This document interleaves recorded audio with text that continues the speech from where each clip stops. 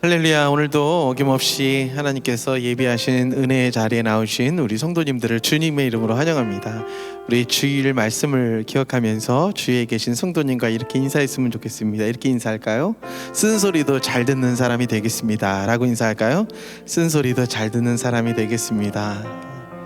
네, 하나님의 말씀을 자세히 들으면 그 쓴소리 또한 우리를 살리시는 하나님의 말씀이 될 줄 믿습니다. 오늘도 하나님께서 우리와 함께 하시고 우리에게 크신 은혜로 나가게 하신 하나님께 영광의 박수를 올려드릴까요? 하나님 감사합니다.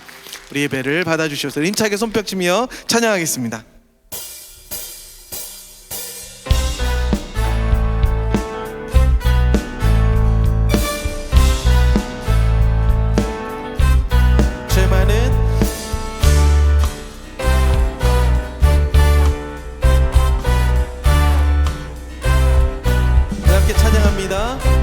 죄 많은 이 세상은 내 집안이네. 내 모든 보화는 저 하늘에 있네. 저 천국 문을 열고 나를 부르네. 나는 이 세상에 정들 수 없도다. 죄 많은 이 세상은 내 집안이네. 내 모든 보화는 저 하늘에 있네. 저 천국 문을 열고 나를 부르네. 나는 이 세상에 정들 수 없도다.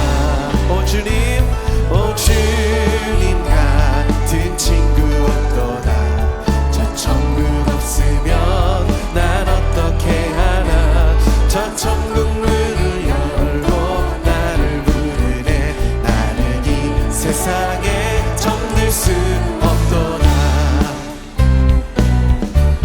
저 천국에서 모두 날 기다리네.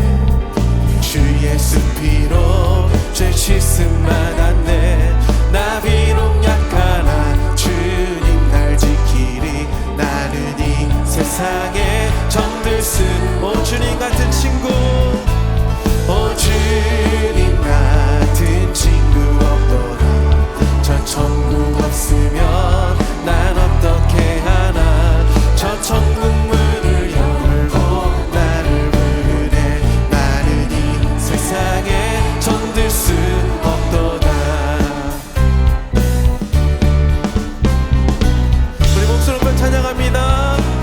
저 영광의 땅에, 저 영광의 땅에 나 길이 살겠네. 손잡고 승리를 외치는 성도들, 기쁜 찬송하는 울려 퍼지네. 나는 이 세상에 정들 수 없도다. 오 주님 같은 친구 없도다. 저 천국 없으면 난 어떻게 하나. 저 천국 문을 열고 나를 부르네. 나는 이 세상에 정들 수. 오 주님 같은 친구 없도다. 저 천국 없으면 난 어떻게 하나. 저 천국 문을 열고 나를 부르네. 나는 이 세상에 정들 수. 나는 이 세상에 정들 수. 나는 이 세상에 정들 수 없도다. 할렐루야. 우리 예배를 기뻐 받으실 주님께 영광의 박수 올려드리십시다. 하나님 감사합니다. 밖에는 봄이 왔지만 아직도 마음속에 얼어있고 차가운 마음이 녹지 않은 분들은 이 찬양으로 나아갑시다.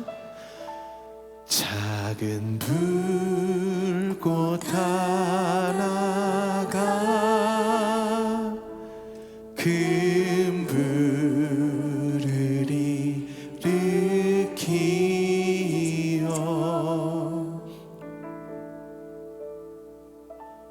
곧 주위 사람들 그 불에 몸 녹이듯이 주님의 사랑으로, 주님의 사랑 이같이 한 번 경험하면 그의 사랑 모두에게 전하고 싶으리.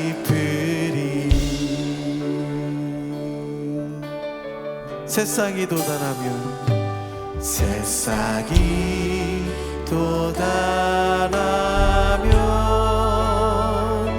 새들은 지저귀고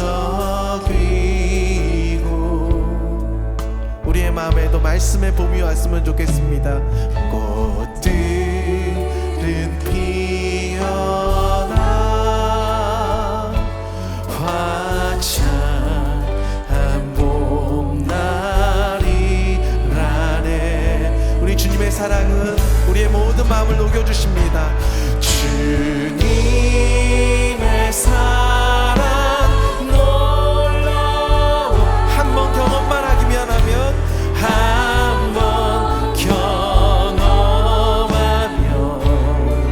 봄과 같은 새 희망을 전하고 싶으리.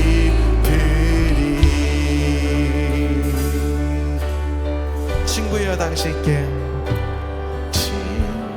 친구여 당신께 이 기쁨 전하고 싶소. 내 주는 당신의 의지할 구세주라오. 자, 우리 모두 다 같이 산에 올라가서 외칠까요? 산 위에 올라가 온 세상에 외치리. 내게 임한 주의 사랑 전하기. 주님이 우리에게 오셨습니다. 산 위에 올라가서, 산 위에 올라가 온 세상에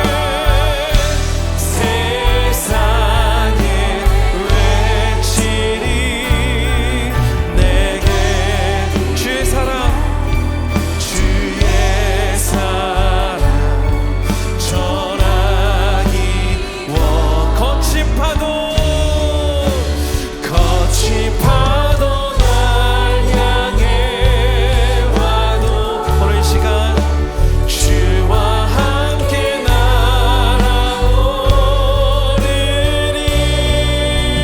폭풍 가운데 나의 영혼 잠잠하게 주를 보리라. 주님 품 안으로 들어가십시다. 주 품에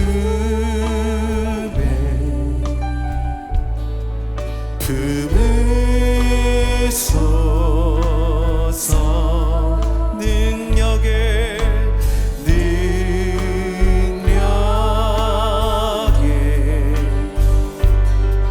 발로 덮은 소. 거친 파도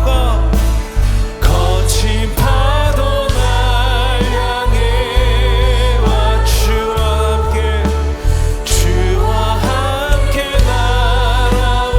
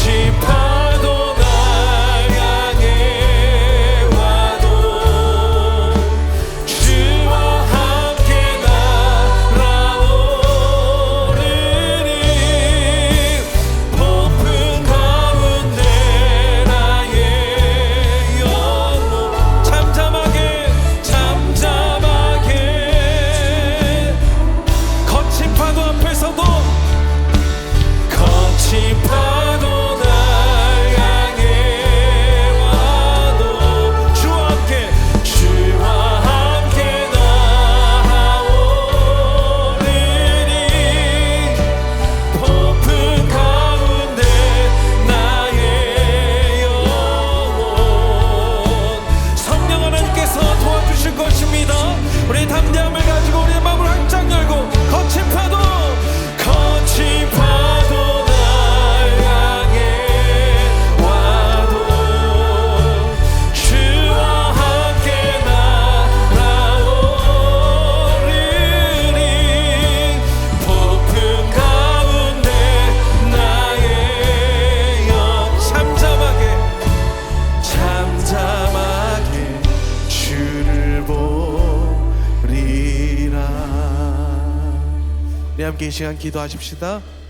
하나님, 세상에 난리가 일어나고 거친 파도가 불어들어도 우리 하나님은 항상 신실하시고 그 자리에서 우리를 사랑하여 주시기에 오늘도 그 폭풍과 파도 앞에서 하나님만을 잠잠하게 바라보며 주의 말씀에 귀 기울이며 하나님의 은혜를 구하는 예배로 이 시간 인도해 달라고 기도하십시다.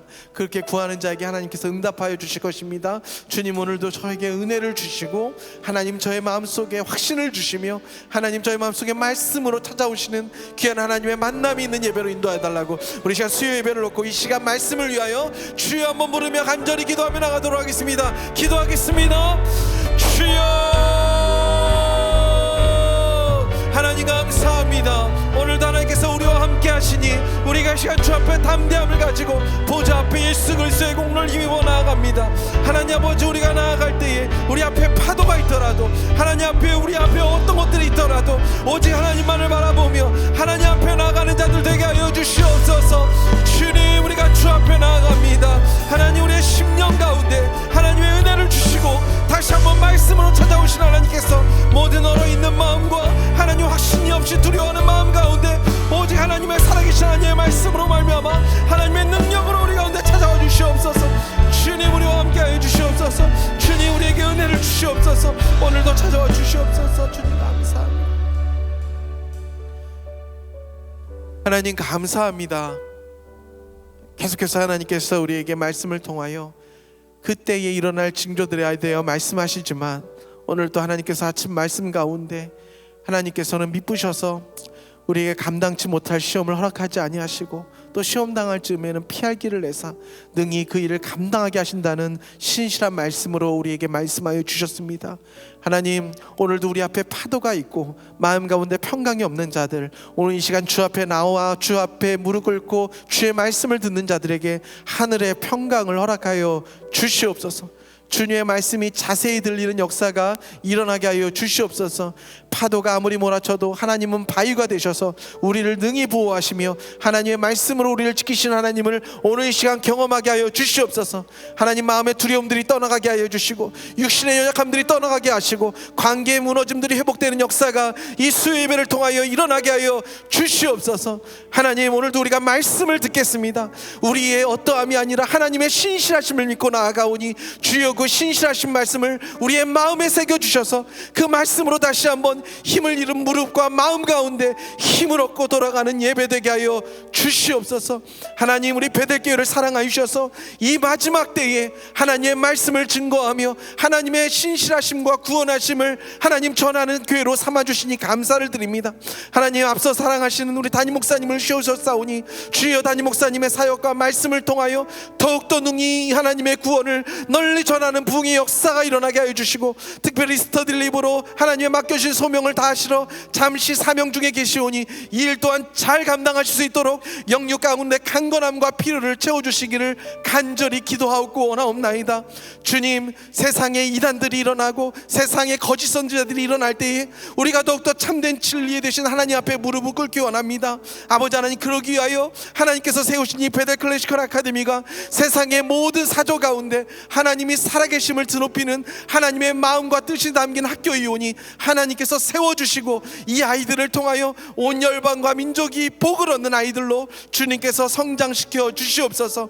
하나님께서 사랑하시는 또 김광식 목사님을 오늘도 세우셔서 우리에게 말씀을 전해주실 때에 우리가 말씀을 보는 영안이 열리게 하여 주시고 우리가 말씀을 보는 깨달음이 열리게 하여 주시고 오늘도 그 말씀이 살아있는 나의 말씀이 되어서 하나님을 말씀 가운데 만나며 그 말씀을 확신으로 가지고 일어나며 힘을 얻는 시간 될 수 있도록 우리 목사님에게 능력과 더욱더 큰 말씀의 충만함을 허락하여 주시옵소서. 하나님, 모든 예배의 시종을 주님 앞에 올려드립니다. 영광 받으시고 우리에게 은혜를 내어주시기를 간절히 기도하며 우리를 권하신 예수 그리스도의 이름으로 기도하옵나이다.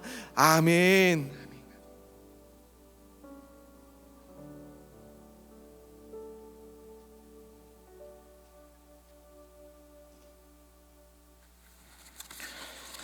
할렐루야, 반갑습니다. 잘 오셨습니다. 우리 옆에 보면서 한 번 더 인사했으면 좋겠습니다. 당신을 보니 살맛이 납니다. 예. 아유, 막 기쁩니다. 지난주처럼 마찬가지로 비가 그냥 억수같이 쏟아지다가 우리 또 MIT를 얼마나 사랑하시는지 그냥 나올 때 되니까 해가 반짝반짝 빛나고 이렇게 올 수 있도록 해주시는 하나님께서 생각해 볼 때 여기 앉아 계신 한 분 한 분을 정말로 하나님이 사랑하시는 것 같습니다. 그 하나님의 사랑을 느끼면서 오늘도 예배를 드렸으면 좋겠고요. 그 다음에 정말 목사님, 우리 박영철 목사님 기도해 주셨듯이 지금 한국에 또 계시는데 계속하여 우리 담임 목사님을 위해서도 기도해 주시기를 부탁을 드리겠습니다.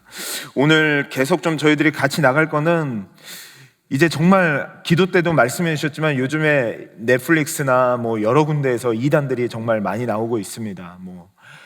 정명석뿐만이 아니라 아가동산이라고 해서 그거는 오히려 여자 교주예요. 여자 교주가 남자들을 머니플레이트하는 이제 그런 일들도 벌어지고 있고, 그다음에 하나님의 교회, 신천지, 수많은 이단들이 나오는데 왜 그런 이단들에 빠질까라고 생각해 보면 저희들이 조금 더 저희 인간에 대해서 좀 알아야 되겠다. 그리고 하나님께서 우리를 어떻게 구원해 주셨는지에 대해서 알아야 되겠다라는 생각이 듭니다.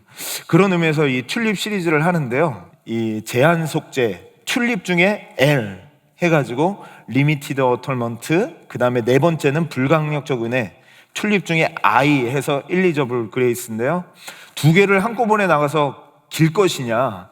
그렇지 않습니다.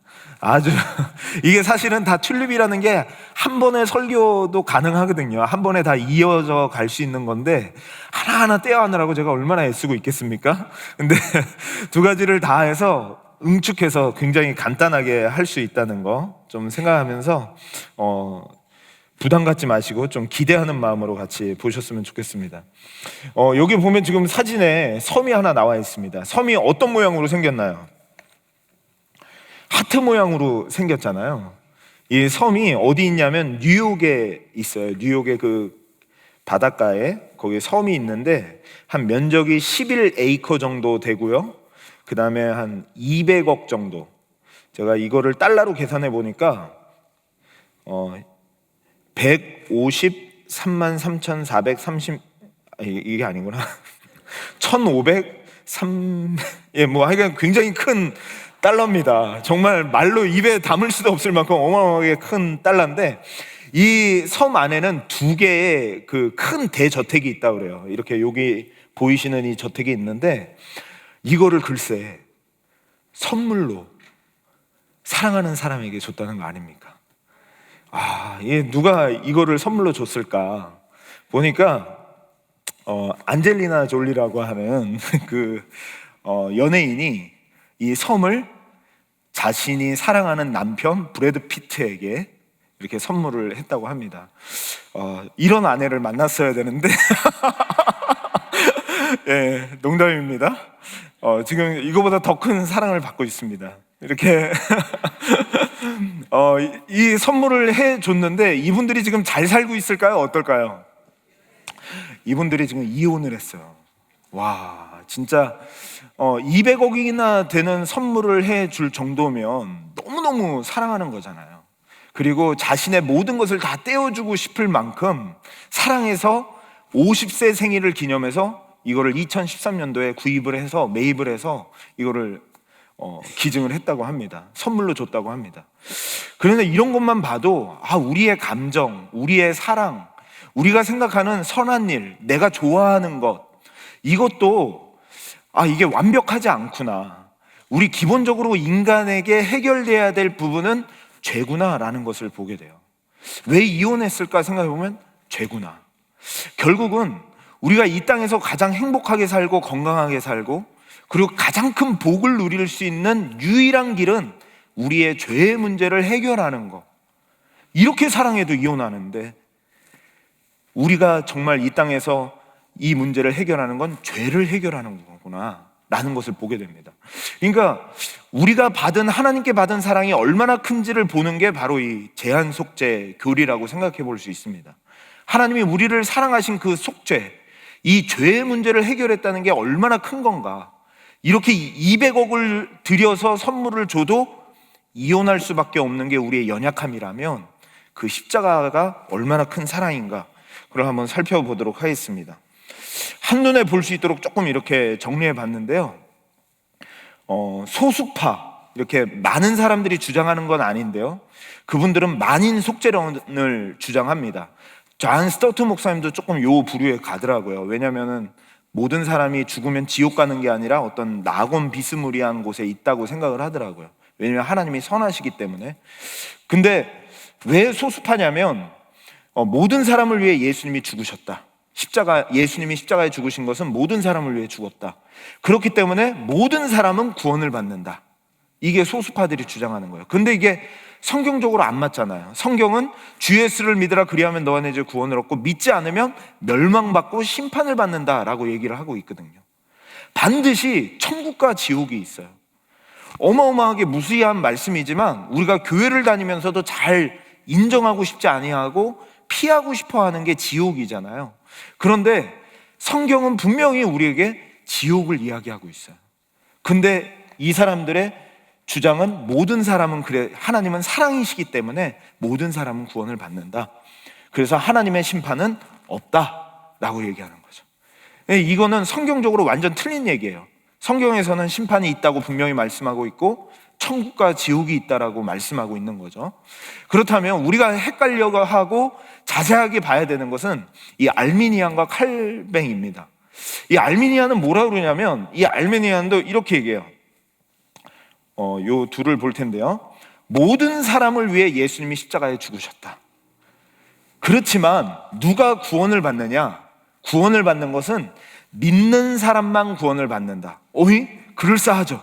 믿으면 주 예수를 믿으라 그리하면 너와 내 죄 구원을 받으리라 라고 했으니까 믿는 사람이 구원을 받는다 라고 하는데, 이거는 어떤 전제가 깔려 있냐면 우리가 믿지 않으면 구원을 받지 못한다 라는 게 깔려 있는 거죠.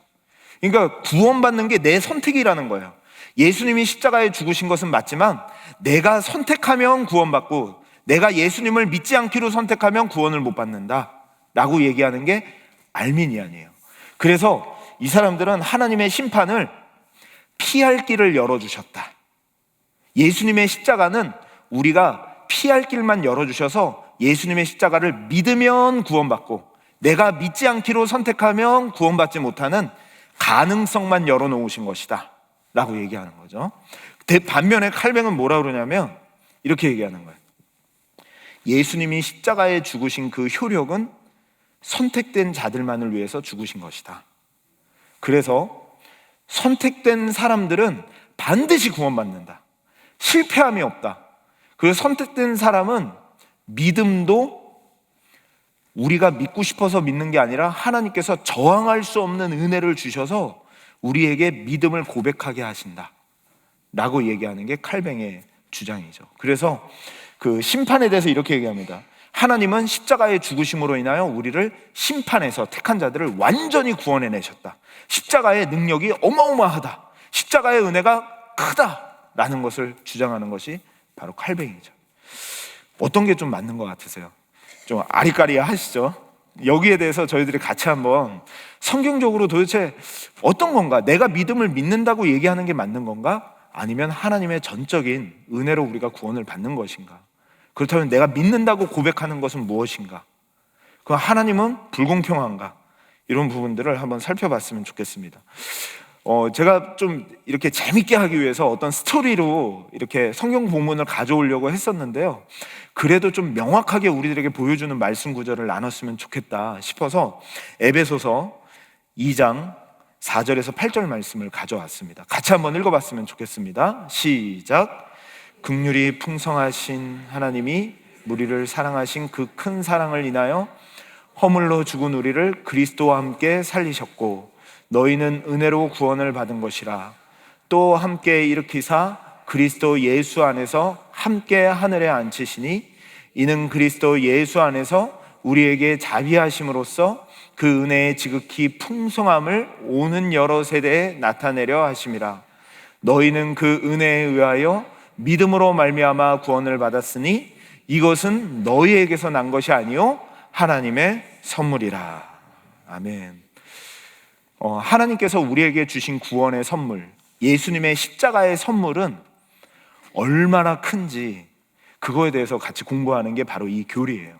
그래서 지난주도 하나님의 무조건적인 선택이 어마어마하게 하나님의 크신 은혜였다면, 오늘도 왜 선택한 자들만 하나님이 위해서 죽으셨나 라는 것을 공부해 가면서 하나님이 우리를 향한 그 사랑이 얼마나 큰지 그것에 대해서 다시 한번 살펴봤으면 좋겠습니다.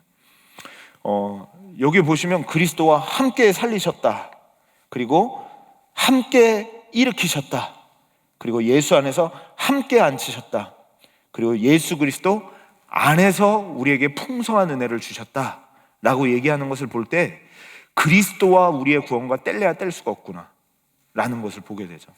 그러니까 결국은 제가 이거를 통해서 첫 번째로 보고 싶은 것은 그리스도와 함께 살리셨다. 이것은 뭐냐면 오직 예수님만이 나의 길과 진리, 생명이다 라고 말씀하면서, 여기서 함께 살리셨다라는 단어가 이런 단어예요. 스조 포이오라는 단어인데, 포이에오라는 단어인데, 부정과거, 이거는 과거의 단번에 십자가에서 죽으심으로 우리의 과거, 현재, 미래의 모든 죄가 단번에 사하여졌다라는 것을 이야기하는 거죠. 그리스도께서 살리셨다라는 말이요. 왜 이 함께라는 말에서 그런 걸 제가 찾기 시작하냐면요, 요즘에 이단들이 많이 나왔잖아요. 뭐 나는 신이다부터 시작해서 그것뿐만이 아니죠. 교회 안에도 행패들이 많잖아요. 목사님들의 비리들, 또 막 이런 것들이 많이 유튜버들이 요즘 활동하면서 막 드러나잖아요. 근데 성도님들이 왜 그런 데에 빠지고 그런 데 이렇게 유혹이 될까요? 제가 한국에 나갔을 때 한참 신천지가 유행하고 있을 때였어요.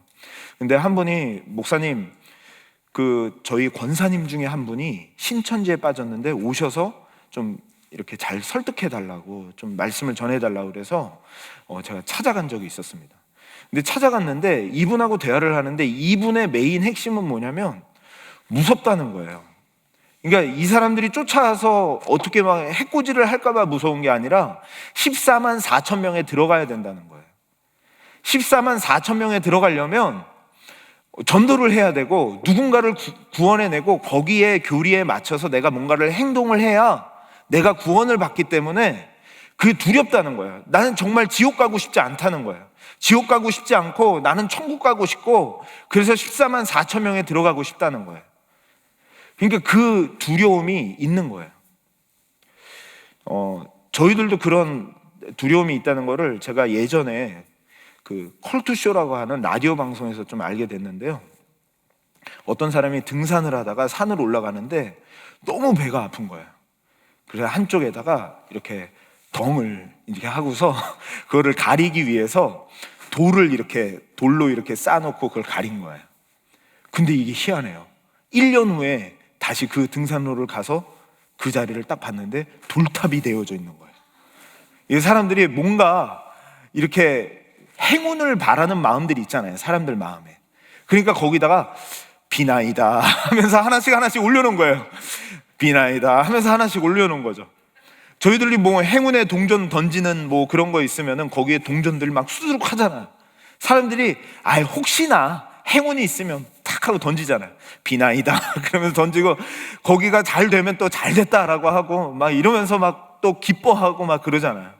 근데 우리들 마음에 좀 잘 되고 싶고 행운을 얻고 싶고 이 땅에서도 좀 더 행복하게 살고 싶고 그런 걸 찾고 싶어하는 약한 마음이 우리들에게 있단 말이죠. 우리 인간은 너무너무 약해요. 아들만 좀 아파봐요, 자녀들만 좀 아파봐요, 조금만 힘들어봐요. 우리들의 마음에 약한 마음이 있단 말이에요. 근데 그거를 이단 교주들은 기가 막히게 그걸 이용해요. 그거를 기가 막히게 활용해요. 그러니까 그걸 통해서 끌어들이고 활용하고 막 쥐고 흔드는 거예요. 어떤 분들은 처음에 접근할 때 사랑이 많다라고 이단들이 이야기를 해요. 교회에 갔는데 사랑이 그렇게 없었는데 이단에 가니까 사랑이 그렇게 많더라. 그런 걸로 이렇게 유혹받는 이유도 왜 그러냐면 뭔가를 길을 찾고 싶은 거예요. 뭔가 인생에 진리를 찾고 싶은 거예요. 그 마음이 우리들에게 있는 연약함이 우리들에게 있다는 거죠. 그 연약함이 있는데 다른 데서 찾을 게 아니라 그리스도와 함께 그 안에 모든 것을 다 하나님께서 담아 놓으셨고 그 안에 우리의 길과 진리와 생명을 담아 놓으셨다라는 것을 말하기 때문에 다른 것 두려워하지 말고 이것만 보면 된다는 거예요. 그리스도와 함께만 보면 된다는 것인데, 그리스도와 함께라는 게 뭔가, 그것이 이렇게 좀 볼 수 있겠죠. 우리가 구약 때부터 흐르는 것을 보면은 이 속죄, 다 아시다시피 이렇게 어린 양에게 이렇게 안수를 하잖아요. 그러면 이 안수를 하면 이게 무슨 의미냐면 내가 가지고 있는 죄가 쫙 전달이 돼서 이 양에게 전달이 되는 거예요. 그래서 이 양이 죽는데 그 사람을 대신해서 죽는 것이 구약의 제사였죠. 그래서 제사장이 1년에 한 번씩 속죄소에 들어가서 이 피를 속죄소에 뿌리는, 그래서 그 죄가 속하여지는 것을 성경 전체에서 보여주고 있는 거예요. 성경 전체에서 우리들에게 말씀해주고 있는 것이 우리의 죄의 문제가 200억을 들인 그 섬을 선물해도 우리는 행복해질 수 없다는 거예요.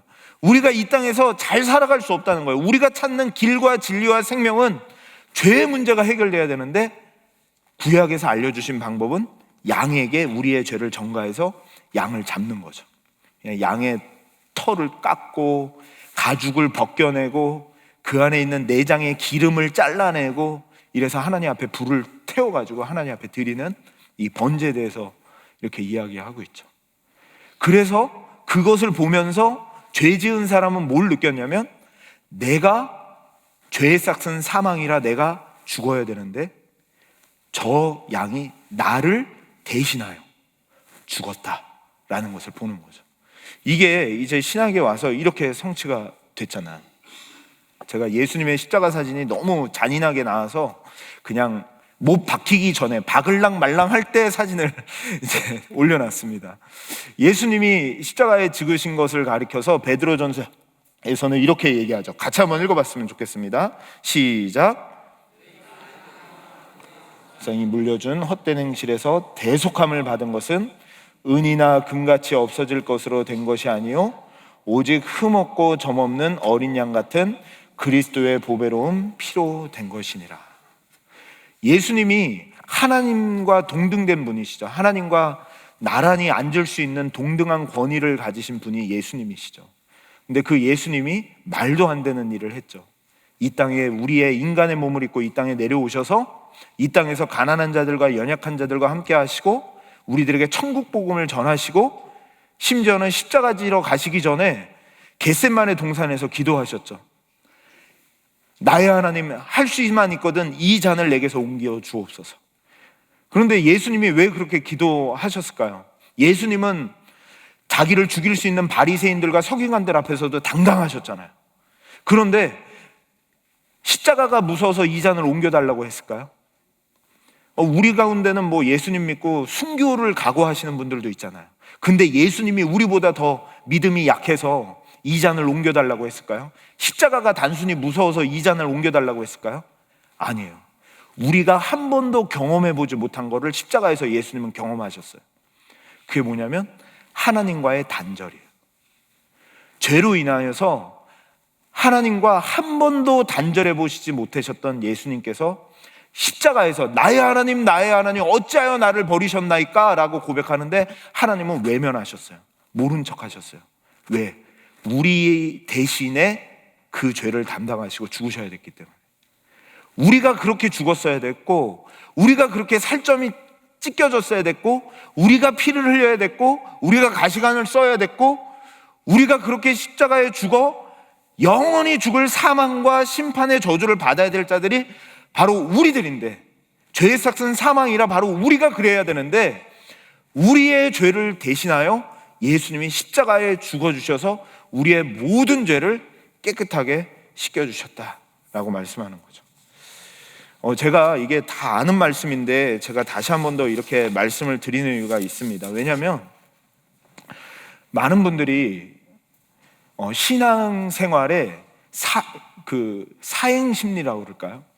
내가 죄의 문제는 일단 덮어두고 내가 신앙이 좋아서 조금 행운을 봐야지, 좀 더 잘 돼봐야지, 기도 열심히 해서 내가 뭔가 영적으로 거룩한 사람이 돼봐야지, 내가 뭔가 주의 일을 열심히 해서 명성 있는 그런 크리스찬이 돼봐야지.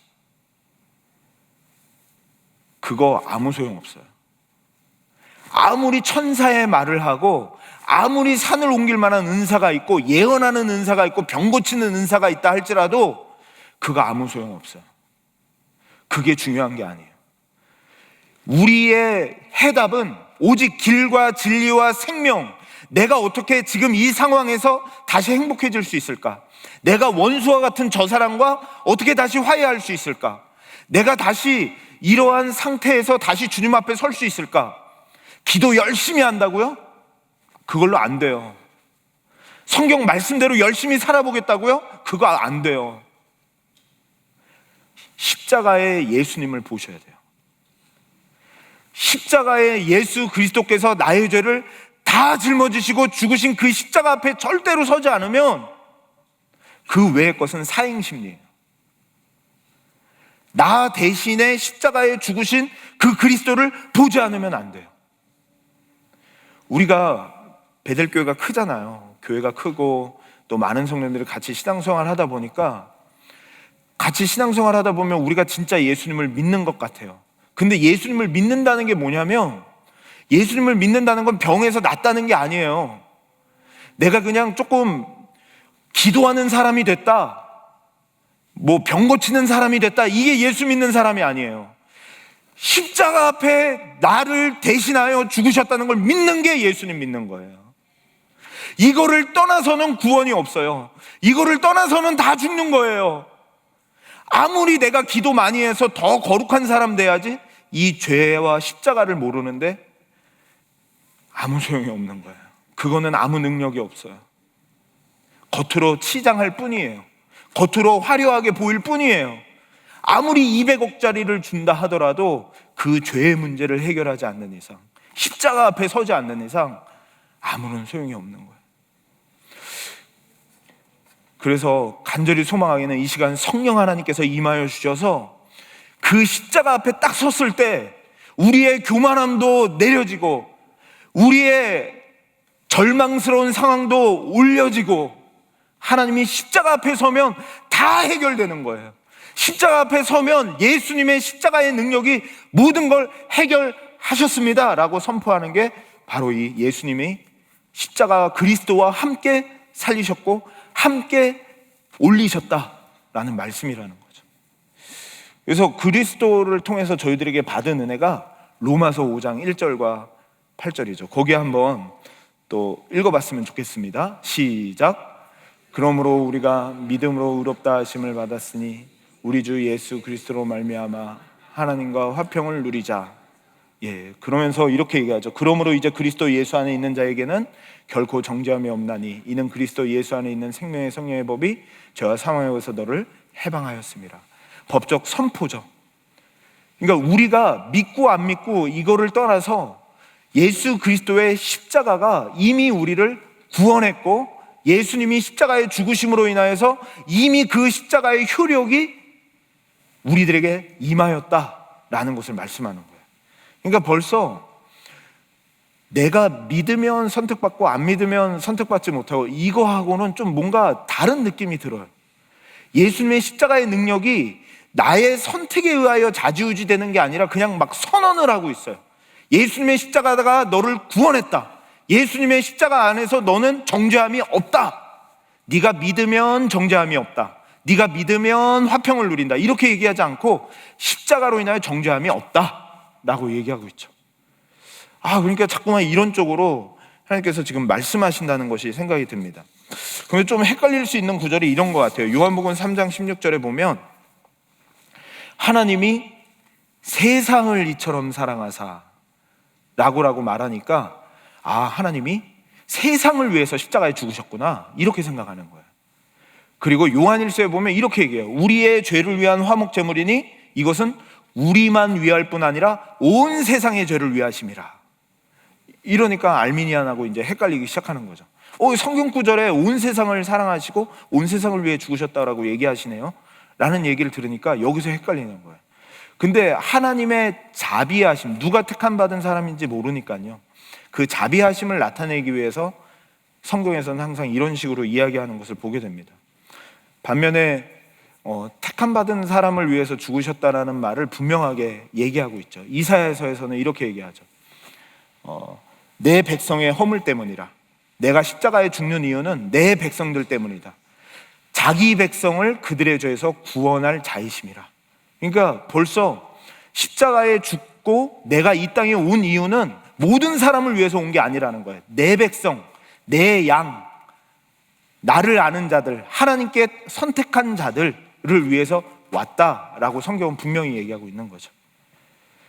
그러니까 세상을 이야기할 때는 하나님의 자비하심을 나타내기 위하여 누가 택함 받았는지 아닌지 모르니까 그것을 위하여 성경에서 쓰여졌지만, 예수님이 이 땅에 십자가지로 오신 이유를 분명하게 얘기했구나. 나는 내 백성을 위해서 왔다. 그리고 내 양을 위해서 왔다 라고 분명히 얘기하는 거죠. 그런 의미에서 여기서까지만 봐도 조금 헷갈릴 수 있잖아요. 그래서 조금 더 권위를 두기 위해서 제 책 한 권을 소개하러 왔습니다. 여기 보면은 그리스도의 죽으심이라고 하는 책을 쓰신 분이 있어요. 이제 청교도 중에 존 오웬이라고 하는 이 목사님이신데, 만약에 예수님이 십자가에 죽으신 사건이 맞다면 온 세상이냐 아니면 택한 자들만을 위한 것이냐 라는 것이 헷갈린다면 이렇게 한번 생각해 보자 라고 하는 거예요. 네 가지로 정리해 볼 수 있다. 이렇게 모든 사람들의 모든 죄, 모든 사람들의 약간의 죄, 그리고 일부 사람들의 모든 죄, 일부 사람들의 약간의 죄, 이렇게 나눌 수 있는데, 한번 쫙 보시면서 한번 3번, 4번 중에 알미니안들이 말하는 거는 몇 번일까요? 그렇죠, 4번이죠. 그리고 한 분 대답해 주셨는데 감사합니다. 자, 3번은 칼뱅이 얘기하는 거죠. 일부 사람들의 모든 죄. 왜냐하면 죄 중에 가장 큰 죄가 예수님을 믿지 않는 죄잖아요. 예수님을 믿지 않는 죄인데, 만약에 내가 예수님을 믿으면 구원받고 믿지 않으면 구원받지 못한다, 그러면 그 믿음에 대한 죄를 해결할 수 없다는 거잖아요. 십자가는 모든 죄를 해결할 수 없는 거네요. 이렇게 되는 거예요. 그런데 성경은 분명히 예수님의 십자가는 우리의 모든 죄를 사하신다고 얘기했는데, 그러면은 일부 사람들의 약간의 죄, 내가 믿으면 구원받고 믿지 않으면 구원받지 않는다, 그러면 그거는 약간의 죄만 용서를 받은 거네요. 논리적으로 이렇게 된다는 거예요. 그러니까 이거는 맞지 않구나.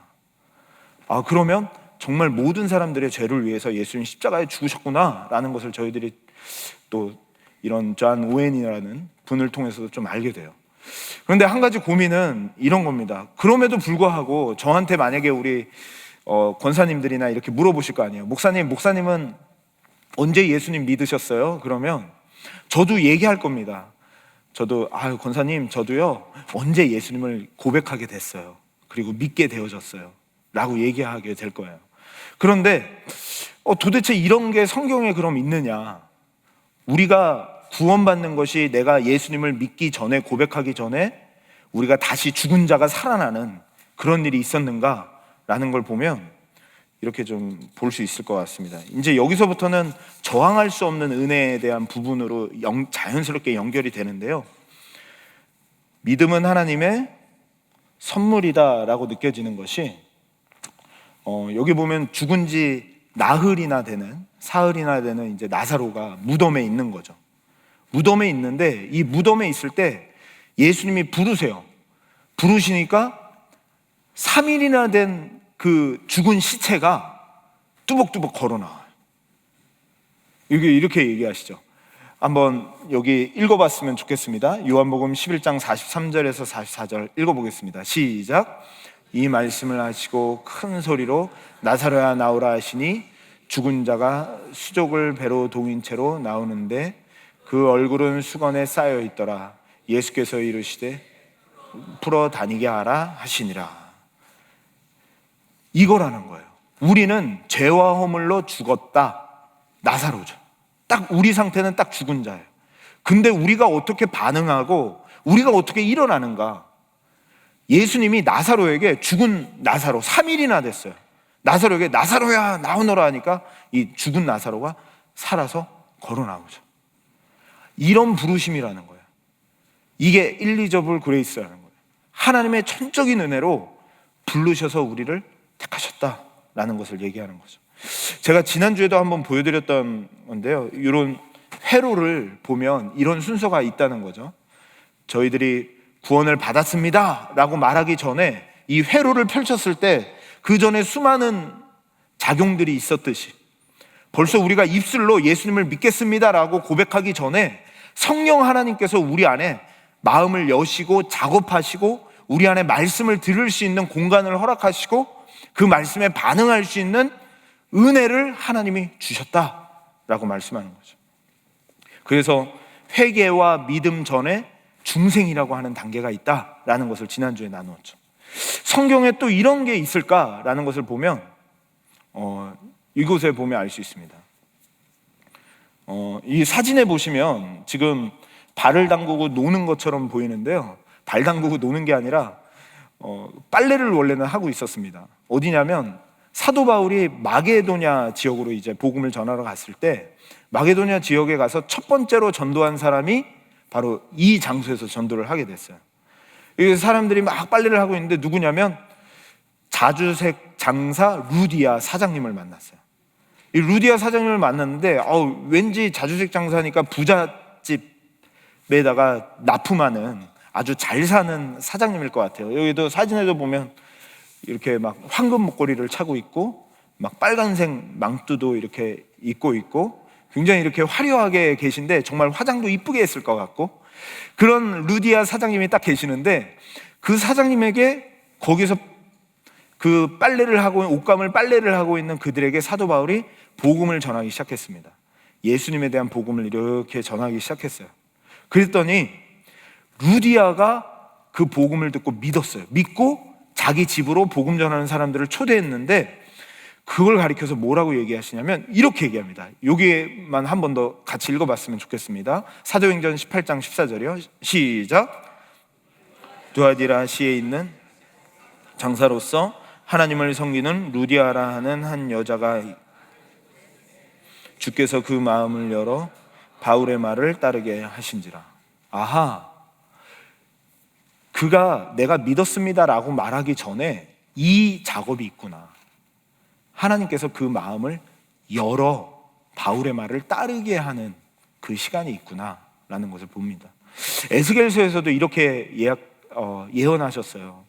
우리들에게 예수님이 오셔서 우리를 구원하실 때 한 마음을 주어 그 속에 새 명을 주며 그 몸을 돌같이 가진 것을 부드러운 마음을 주겠다라고 얘기했어요. 그러니까 돌 같은 마음이 어떻게 부드러워지겠어요?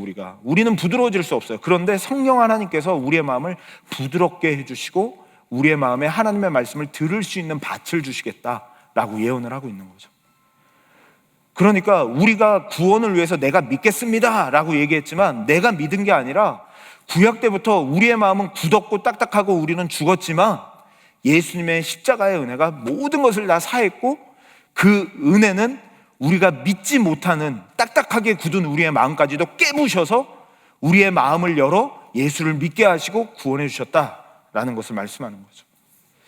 우리 사랑하는 성도님들은 예수님의 십자가를 생각하면서 이렇게 예수님이 나를 사랑하신다는 것에서 얼마나 이렇게 생각해 보셨는지 모르겠습니다. 제가 아주 작은 에피소드지만 십자가가 참 우리에게 능력이라는 생각이 드는 것이, 참 십자가 앞에 서면 제가 교만하다가도 십자가 앞에 서면 그냥 바로 무릎을 꿇게 돼요. 나를 위해 십자가 지신 예수님을 생각할 때. 그리고 내가 완전히 절망했다가도 십자가에서 내가 너를 보배롭고 존귀하게 여긴다라고 하시는 십자가 앞에 서면 내가 다시 힘을 내게 되는 제 모습을 봐요. 십자가가 능력이고 십자가가 모든 것이고 십자가 앞에서부터 다시 시작해야 돼요. 십자가가 아니면 다 사행 심리로 흘러갈 수밖에 없다는 것을 다시 한번 보게 되는 것이 바로 이 교리라는 거죠. 아주 작은 에피소드인데요.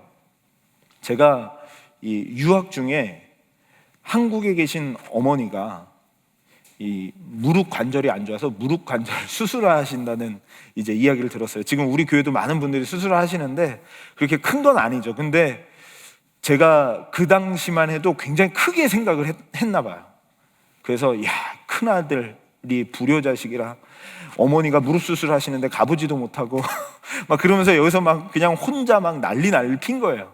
그러면서 막 하나님께 원망도 하고, 하나님 이게 웬일입니까 하면서 하나님께 막 원망을 쏟아냈죠. 왜냐하면 저희 어머니가 이제 개척교회 하시면서 항상 주일날마다 토요일만 되면은 꼭 교회 가셔서 철야 기도를 하면서 주무셨어요.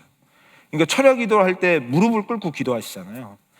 그러니까 평생 주님 앞에 무릎을 꿇고 그렇게 기도하면서 그렇게 지내셨는데 결국은 온 것은 그 관절 수술인 거예요. 그러니까 제가 막 열이 받는 거예요. 가보지 못하는 것도 열이 나는데 여기서 또 그 소식을 들으면서 또 아무것도 해줄 수 없다는 거, 가도 뭐 아무것도 할 것도 없으면서, 그러면서도 그게 또 막 화가 나고, 그러면서 여기서 막 기도하면서 하나님께 막 원망하고, 하나님 이게 뭡니까 하면서 막 이렇게 하나님 앞에 원망 불평을 막 쏟아놓기 시작하는데, 그때 하나님께서 딱 보여주신 것이 십자가였어요. 다른 게 아니라 그냥 십자가 딱 보여주시는데, 그러면서 딱 이런 생각이 딱 나더라고요. 내가 너보다 네 엄마 더 사랑한다. 내가 너보다 네 엄마를 더 사랑한다 라는 생각이 들면서 거기서 제 마음이 다 굉장히 많이 풀렸었어요. 그러면서 십자가를 딱 보는데 정말로 주님은 나의 모든 죄를 대신하여 십자가에 죽으시고 나의 모든 것을 다 사하셨고 나를 보배롭고 존귀한 자녀로 이미 여기셨고 나를 택하시고 이곳까지 오게 하신 그 하나님의 사랑이 크게 보이면서 내가 십자가를 떠나서 신앙생활하고 있었구나 라는 것을 제가 경험하게 됐어요. 십자가 앞에만 서면 어머니가 아픈 것도 이해가 되고 어머니의 그 상황 속에서도 그것을 뚫고 나갈 수 있는 능력이 되는데 내가 십자가를 떠났었구나. 내가 신앙생활을 한다고 하는데 주님의 십자가를 바라보지 않는구나 라는 생각을 해보게 됐어요. 지난번에 저희 목장 안에서도 한 분이 이제 암으로 이제 투병하면서 결국은 이제 소천을 받으셨는데요. 하나님의 부르심을 받으셨는데 그때도 막 하나님 앞에 따지면서 막 기도하다가 결국은 십자가더라고요. 같이 그 권사님하고 같이 기도하는데 다른 때 능력이 있는 게 아니라 거기서 기도할 때 하나님 우리의 인생의 가장 소중한 십자가를 우리에게 주셔서 영원한 생명을 주셔서 감사합니다. 하나님 십자가가 우리의 능력입니다. 우리 권사님 십자가만 붙들게 하시고 십자가 앞에 서게 하시고 십자가의 능력을 일어나게 해주옵소서 하는데 그걸로 다 해결이 되더라고요. 그 기도 마치고 난 다음에 권사님이 목사님 너무 감사해요. 목사님 십자가로 다시 힘이 나요. 목사님 십자가 때문에 다시 일어나고 싶어요 라고 얘기하시더라고요. 사랑하는 성도님들이요, 우리가 십자가를 떠나서는 신앙생활은 다 사행심리입니다. 다 가치 없는 것들이에요. 십자가가 모든 것이에요. 예수 믿는 것에 십자가가 모든 것이에요. 다른 사람과 관계가 안 좋으세요? 아직 못 끊는 술이 있어요? 아직 못 끊는 음행이 있어요? 아직 못 끊는 죄가 있어요? 어떻게 끊어야 돼요? 기도 많이 한다고 끊어져요? 안 돼요. 십자가, 나를 대신하여 죽은 십자가 앞에 서보세요. 한번 그 십자가 앞에만 나가보세요. 죄가 끊어질 능력을 소유하게 될걸요. 관계 안 좋은 사람과 화해할 수 있는 능력을 그 앞에서 얻게 될걸요. 어떤 다른 방법으로요? 내가 돈 많이 벌어서 화해하겠다고요? 내가 수억짜리를 줘서 같이 잘 살아보겠다고요? 안 돼요. 교회가 십자가가 떠나면 다 거품이 돼요. 십자가밖에 없어요. 예수님이 십자가 지시지 않으셨다면 우리가 이 자리에 없었습니다. 내가 구원받았는지 안 받았는지 고민이 되신다고요? 그럼 이렇게 생각하시면 좋아요.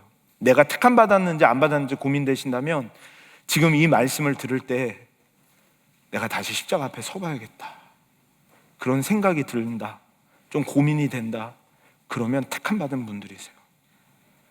더 이상 고민하지 마세요. 고민하지 마세요. 그냥 십자가 앞에만 가면 돼요. 그래서 나 대신에 처절하게 죽으신 하나님의 아들을 보면 거기에서 모든 길, 진리, 생명 거기에 있어요. 행운, 운 이런 게 아니에요. 사행심리, 어떤 걸 더 영적으로 풍성하게 해서 병 고치는 능력이 나에게 있으면 그런 거 아니에요. 십자가입니다. 십자가 앞에 내가 서면 교만함도 없어지고 또 나의 절망적인 자리에서도 다시 일어날 수 있는 능력을 우리 하나님께서 주실 줄 믿습니다. 간절히 바라기는 이 시간 같이 찬양하면서 다시 십자가 앞에 가까이 가는 시간이 되었으면 좋겠습니다. 제가 아까 말씀드렸던 그 어머니, 그때 막 진짜 별일 아닌데 그때는 왜 이렇게 저는 컸는지 몰라요. 그때 막 그냥 막 울고불고 난리가 났어요. 혼자 하나님 앞에 막 울고불고 막 난리 나는데 이 찬양으로 제가 그 십자가가 생각났거든요. 그래서 이 찬양 같이 부르면서 혹시 약 많이 드시는 분 계세요? 또 몸이 연약해서 내가 무슨 이런 사람이야 라고 생각하시는 분 있으세요? 그냥 십자가 앞에 딱 서면 내가 너를 보배롭고 존귀하게 여기노라 이런 음성이 막 들릴 거예요. 그리고 내가 너를 가장 사랑한다 라는 것이 막 들리실 거예요. 그런 의미를 생각하며 이 찬양 같이 불렀으면 좋겠습니다.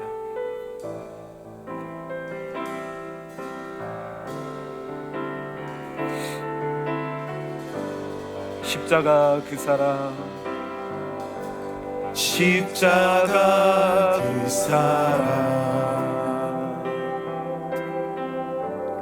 멀리 떠나서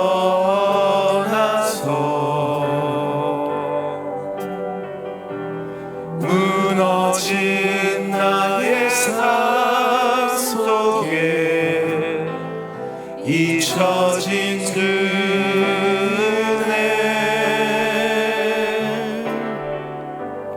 돌 같은 내 마음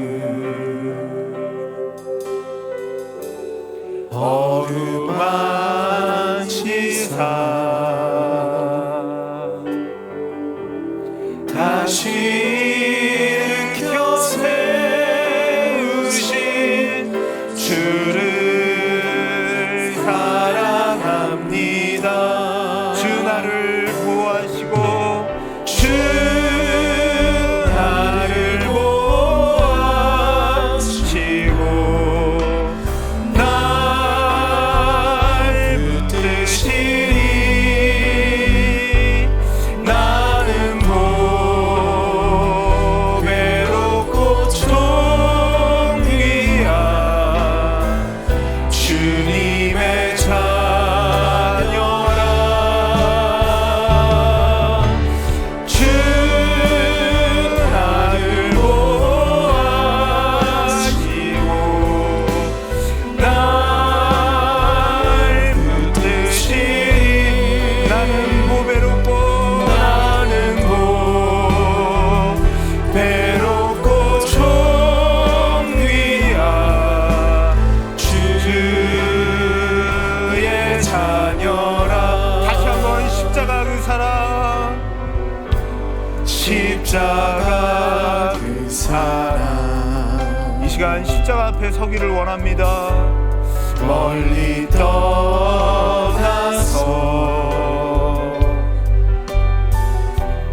무너진 나의 삶 속에 잊혀진 주네,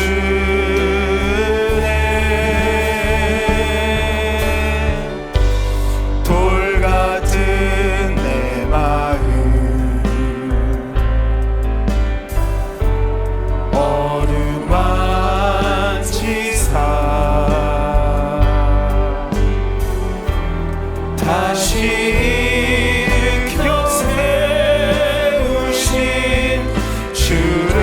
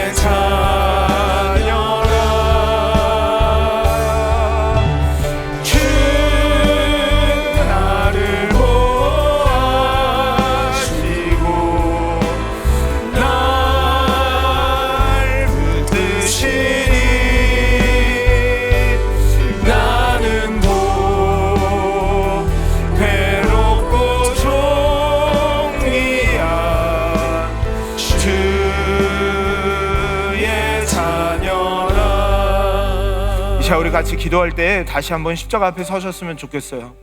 뭘 그렇게 두려워하세요? 뭘 그렇게 사행심리를 바라고, 뭘 그렇게 행운을 바라고, 뭘 그렇게 나가길 원하세요?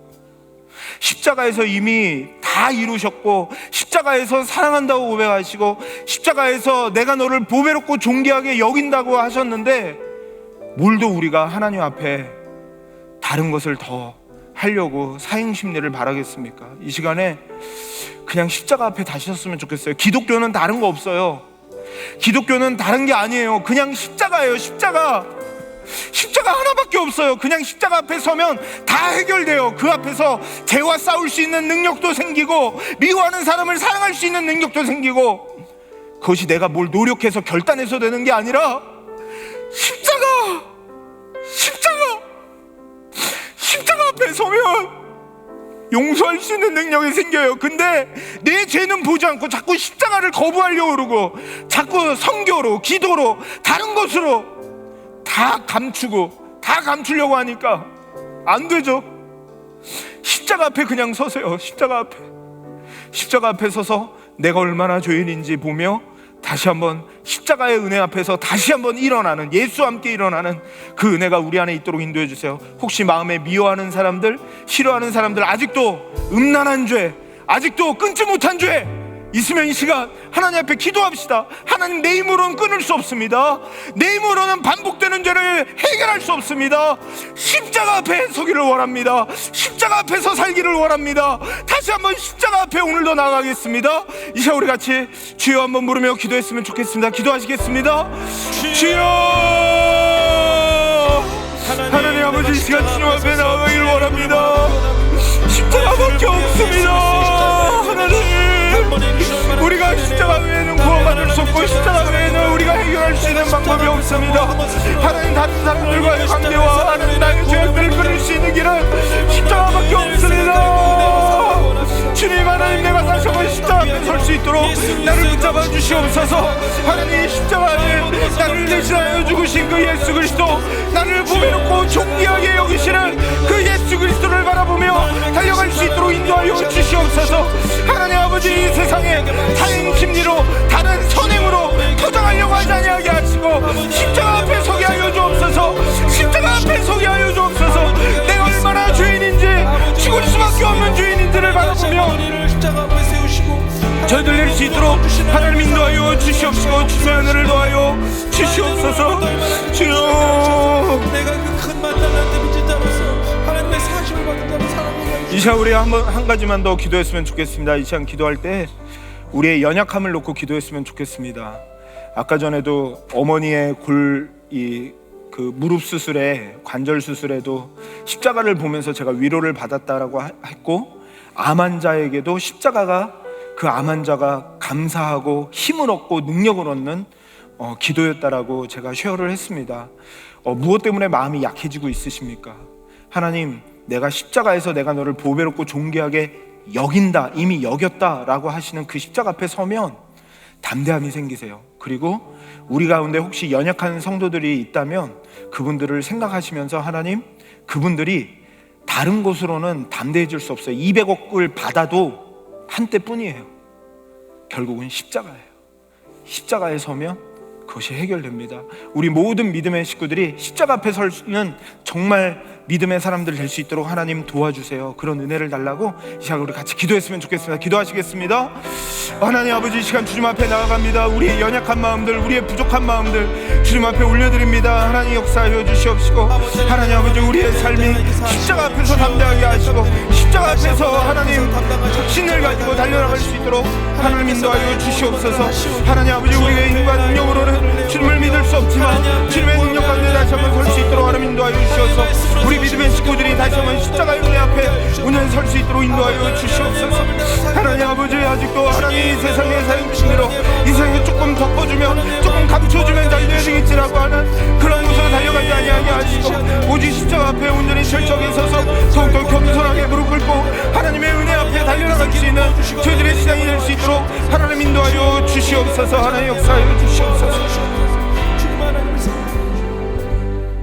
하나님 아버지, 정말로 저희들이 십자가를 떠나서 기도 많이 하면, 선교 많이 하면, 또 내가 선행을 많이 하면 다른 곳으로 덮으려고 그러고 시간이 지나면 해결되겠지 하며 십자가는 전혀 생각하지 못하고 신앙생활이 거듭되면 거듭될수록 십자가는 너무 옛날 거고 지금 나하고 상관없다고 하며 가는 저희들을 다시 한번 오늘 말씀을 통해 점검해 보길 원합니다. 결국 십자가밖에 없습니다. 다시 십자가로 돌아갈 때 그 안에서 우리가 용서하고 화해할 수 있고 또 능력을 얻을 수 있는 은혜도 능력도 그 십자가에 있음을 고백합니다. 우리가 철저하게 내 자신을 주님 앞에서 보게 하시고 철저하게 주님 앞에 십자가를 의지하며 달려갈 수 있는 저희들 되어서 이 자리에 모여있는 한 분 한 분이 정말로 담대하게 하시고 보배롭고 존귀한 자녀임을 고백하며 믿음 가운데 달려가게 하시고 십자가 앞에서 또한 죄를 이길 만한 능력을 소유하는 그런 믿음의 사람들 될 수 있도록 축복하여 주옵소서.